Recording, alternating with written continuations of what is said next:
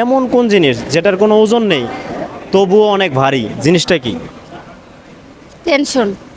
Hello everyone, আসসালামু আলাইকুম। তো আপনারা দেখতে পাচ্ছেন আমার পাশে একটি আপু আছে, কয়েকটি কোয়েশ্চেন করবো, যদি পারে তার জন্য একটি গিফট আছে। কেমন আছেন?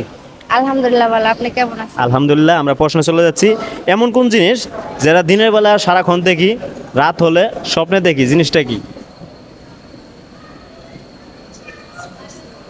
যা ভাবি আমরা যা ভাবি। আমরা যেটা ভাবি। আচ্ছা বলেন তো, এমন কোন জিনিস যেটা পানি খেলে মারা যায়? ছাগল। ছাগল পানি খেলে মারা যায়? হ্যাঁ, না, ছাগল পানি না, খায়। পানি খায়, ছাগল পানি খায়, সেটা পানি খেলে মারা যায়। ভাই আমি পারবো না। হবে আগুন। হ্যাঁ, আগুন আগুন।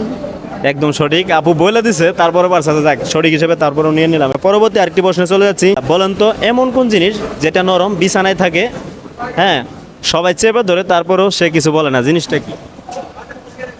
বালিশ। বালিশ। বালিশ সঠিক হিসেবে নিব এটা? হ্যাঁ।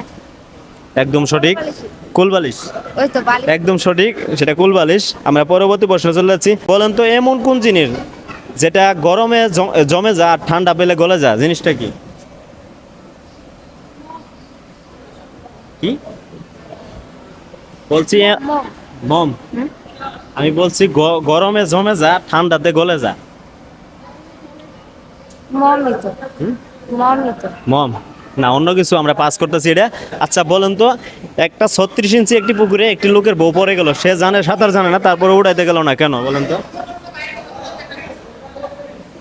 সত্যি ছিল। বলেন। এটা হচ্ছে কথার একটি পেজ। বলেন, এবার বলেন।